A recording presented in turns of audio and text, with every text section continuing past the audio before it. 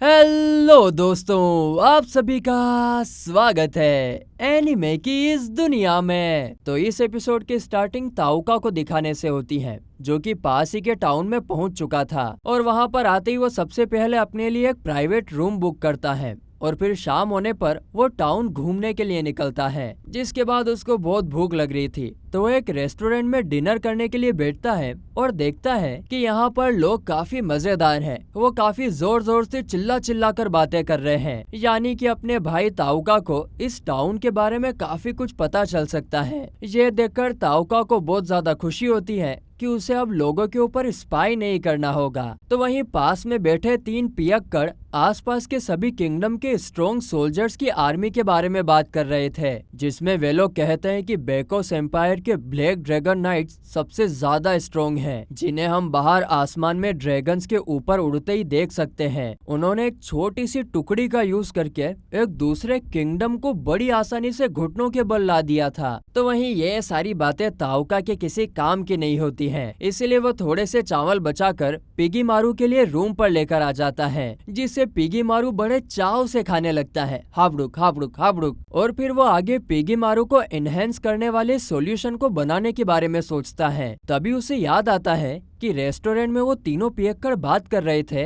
कि इस किंगडम के डंजन में एक नया फ्लोर डिस्कवर किया गया है और यहाँ के राजा ने एक कॉन्टेस्ट आयोजित किया है। तो वहीं फॉरबिडन बुक के हिसाब से उसे एनहेंसमेंट सॉल्यूशन बनाने के लिए स्केलेटन किंग के बोन पाउडर चाहिए होगा और उसके हिसाब से ये स्केलेटन किंग उसी किंगडम के डंजन में मिल सकता है। इसीलिए वो अगले दिन तुरंत डंजन वाले लोकेशन पर पहुंच जाता है, जहाँ पर राजा सभी लोगों को बता रहा होता है कि इस बार डंजन में एक नया फ्लोर डिस्कवर किया गया है और वहां से जो कोई भी ड्रैगन आई नाम का एंशंट आइटम लेकर आएगा उसे 300 गोल्ड कॉइन दिए जाएंगे। साथ ही में आप लोगों को ड्रैगन आई के अलावा वहां पर मॉन्स्टर से रिलेटेड जो भी मटेरियल मिलेगा उसे आप रख सकते हैं। जो सुनकर ताउका कहता है कि अरे ये तो काफी अच्छी बात है, मैं स्केलेटन किंग का बोन पाउडर रख सकता हूँ। तो इसीलिए फिर वो तुरंत रजिस्ट्रेशन की लाइन में लग जाता है और इसी दौरान वो देखता है कि एक गोल्डन बालों वाला चंपू उसके पीछे खड़ी लड़की को परेशान कर रहा होता है। वो कह रहा था, अरे मोहतरमा,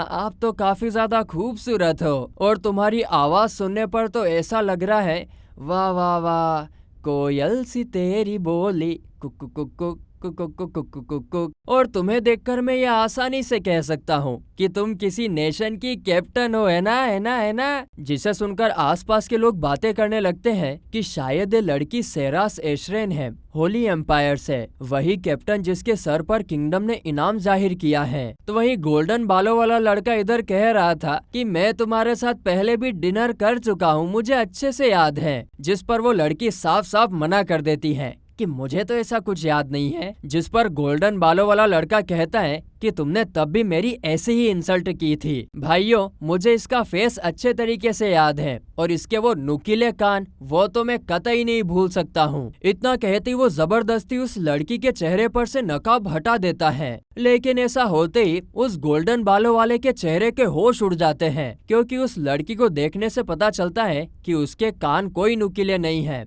यानी कि वो एक मामूली लड़की है। तो वहीं उस लड़की के चेहरे को देखकर ताउका पहचान जाता है, अरे ये तो वही लड़की है जिसे वो पिछले एपिसोड में फॉरेस्ट में मिला था। जिसके बाद इधर गोल्डन बॉय की तो सबके सामने बेइज्जती हो गई थी, इसीलिए वो गुस्सा होकर वहां से चला जाता है। रजिस्ट्रेशन वगैरह कराने की थोड़ी देर बाद जब ताउका अपने रूम की तरफ जा रहा था, तभी उसकी मुलाकात उसी लड़की से होती है, जहाँ पर वो उस लड़की से उस गोल्डन बालों वाले लड़के से सावधान रहने के लिए कहता है। साथ ही में वो उसको एक रिक्वेस्ट भी करता है। तो वो लड़की कहती है, अच्छा तो तुम्हें मेरी मदद चाहिए अपने वेपन्स खरीदने के लिए, ताकि वो तुम्हारे डंजन्स में काम आए। जिस पर ताउका कहता है कि हाँ, और मैं तुम्हारे इस असिस्टेंट के लिए पे करने के लिए भी तैयार हूँ। फिर तो वो लड़की खुशी खुशी मान जाती है, क्योंकि वो एक ट्रेवलर है और उसके पास फंड्स की कमी है। इसके बाद ये दोनों एक दूसरे को अपना इंट्रोडक्शन देते हैं, जिसमें वो लड़की तो अपना नाम मिस्ट बताती है तो ताउका अपना नाम हैती बताता है। जो सुनकर ये दोनों ही समझ जाते हैं कि ये उन लोगों का असली नाम नहीं है। जिसके बाद मिस्ट ताउका को ढेर सारे वेपन्स की शॉपिंग करवाती है, जिसके बदले में ताउका उसे 3 सिल्वर कॉइन्स देता है और मिस्ट को 3 सिल्वर कॉइन्स उसकी सर्विस के हिसाब से कुछ ज्यादा ही लग रहे थे। खैर बाद में मिस्ट वहाँ से जाने ही वाली थी कि तभी वो थकावट के कारण नीचे गिर जाती है। ताओका उसको संभालता है और फिर ताओका के पूछने पर वो बताती है कि वो पिछले काफी टाइम से सोई नहीं है,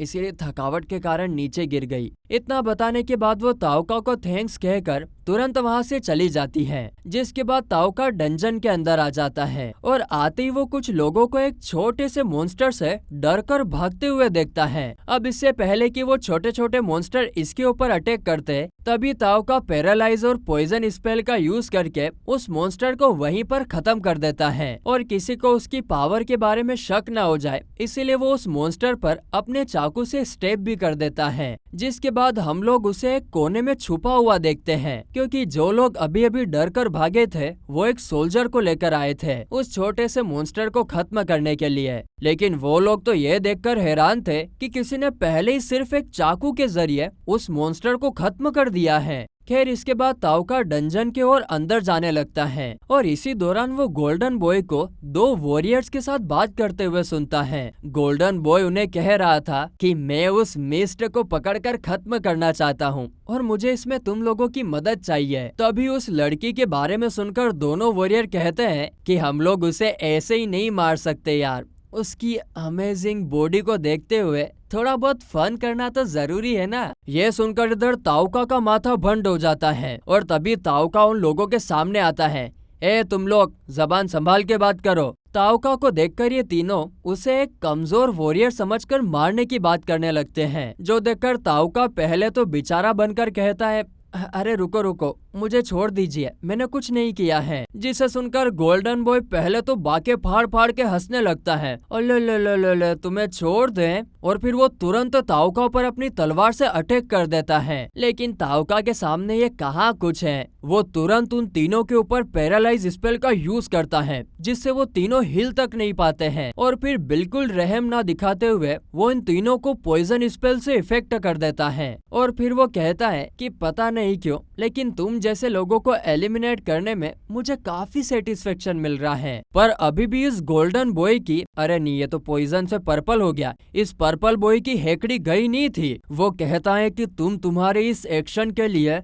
बड़ा पछताओगे, बड़ा पछताओगे, और मुझे छोड़कर जो तुम जाओगे, जो तुम जाओगे। अरे लोकेश भाई बस बस बस बस। उसकी ये बात सुनकर ताओका हंसते हुए वहाँ से चला जाता है। जिसके बाद कुछ छोटे छोटे मॉन्स्टर्स आकर इन तीनों का बछड़ाक बुछड़ीक काम तमाम कर देते हैं। इसके बाद ताओका एक रूम के अंदर थप्पे से 3 घंटे आराम करने के बाद बाहर निकलता है। हम देखते हैं कि वहाँ पर पहले से ही कई सारे डीमंस मरे हुए होते हैं। तभी ताओका के सामने सेबर टाइगर्स टीम के मेंबर्स आते हैं। उनमें से एक टकलू ताओका को कहता है कि इस जगह में कुछ तो अजीब हो रहा है, मॉन्स्टर्स अपने आप बिना किसी जख्म के मर रहे हैं, उनका रंग पूरी तरीके से बदल गया है। जिसे सुनकर हम लोग समझ पाते हैं कि ये सब तो अपने ताओका भैया की पावर का नतीजा है। तो वहीं उनकी लीडर कहती हैं कि सेबर टाइगर्स की लीडर होने के नाते मैं अपनी टीममेट्स की जान खतरे में नहीं डाल सकती हूँ, इसीलिए मैं उन्हें वापस लेकर जा रही हूँ। अगर तुम हमारे साथ आना चाहते हो तो आ सकते हो। जिस पर ताओका कहता है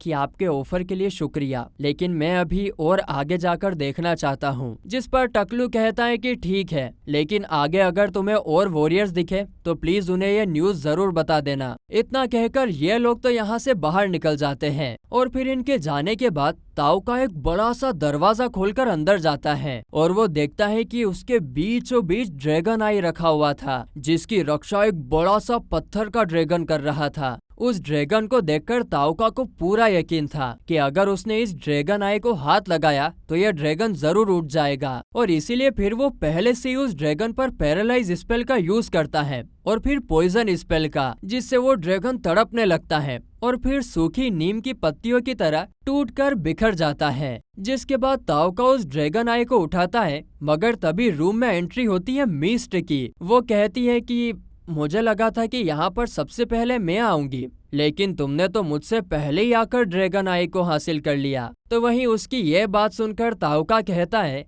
अच्छा तो ये तुम्हें चाहिए था। तो वो ड्रैगन आई का कप उसे दे देता है, ये कहकर कि मुझे इसकी कोई खास जरूरत नहीं है, ये तुम रख लो। लेकिन मिस्ट काफी ज्यादा स्वाभिमानी लड़की होती है वो फोकट में इस ड्रैगन आई को नहीं लेना चाहती थी और इसीलिए वो कहती है कि मैं फ्री में इसे नहीं ले सकती हूँ, बताओ मैं तुम्हारे लिए क्या कर सकती हूँ। जिस पर ताउका मना कर देता है कि अरे उसे कुछ नहीं चाहिए, और इतना कहकर वो वहाँ पर बने हुए एक सीक्रेट दरवाजे को ओपन करता है जिसके अंदर के स्केलेटन किंग मॉन्स्टर को वो खत्म करना चाहता था। उसकी ये बात सुनकर मिस्ट कहती है कि अगर ऐसी बात है तो सर अंदर में आपकी बॉडीगार्ड बनकर आना चाहती हूँ, प्लीज हाँ कर दीजिए, मैं ऐसे ही फ्री में ड्रैगन आई एंशंट आइटम नहीं ले सकती हूँ। तो वहीं उसके कॉन्फिडेंस से भरे हुए चेहरे को देखकर ताउका कहता है कि ठीक है, लेकिन मेरी कुछ कंडीशन है। पहली कंडीशन ये कि वो लोग एक दूसरे से कोई क्वेश्चन नहीं पूछेंगे, वो लोग सिर्फ बॉडीगार्ड और क्लाइंट हैं। और दूसरी कंडीशन ये है कि उसे नीचे एक दिन भी लग सकता है, इसीलिए अगर बीच में वो वापस जाना भी चाहे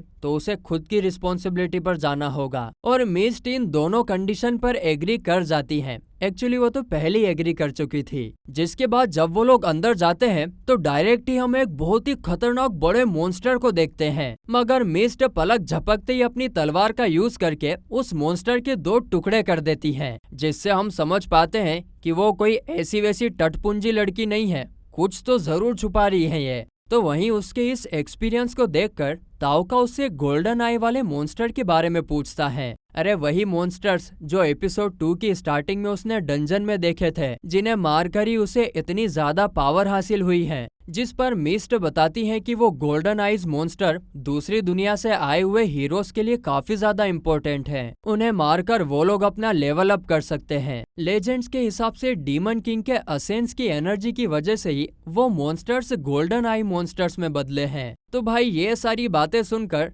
ताउका को अपने क्लास के टॉपर की याद आ जाती है। फिर आगे ताउका अपने मैजिक का यूज करके एक रेस्ट रूम का दरवाजा ओपन करता है, लेकिन अंदर घुसते ही मिस्ट को किसी मॉन्स्टर की प्रेजेंस फील होने लगती है, जो कि कुछ ज्यादा स्ट्रॉन्ग फीलिंग तो नहीं होती है, लेकिन फिर भी वो उसे फील तो कर पा रही थी। और उसे पता चलता है कि ये प्रेजेंस और किसी की नहीं बल्कि अपने छोटे से प्यारे से नन्हे से मुन्ने से पिगी मारू की होती है। और पहली बार मिलने पर ही मिस्ट पिगी मारू की काफी अच्छी दोस्त बन जाती है। अब क्योंकि मिस्ट तो पहले से ही बहुत ज्यादा थकी हुई थी, तो ताउका मिस्ट को थोड़ी देर आराम के लिए कहता है, लेकिन वो सोती नहीं है, बस वो ऐसी ही लेट जाती है। तो ताउका उसके ऊपर स्लीप स्पेल का यूज कर देता है ताकि उसको अच्छे से नींद आ जाए और आराम मिल सके। मगर तभी ताउका देखता है कि सोते ही मिस्ट की बॉडी चेंज हो जाती है, उसके कान नुकीले बन जाते हैं, और इसका मतलब ये है कि मिस्ट ही होली एम्पायर के आर्मी की कैप्टन है, जिसके ऊपर इनाम रखा गया था।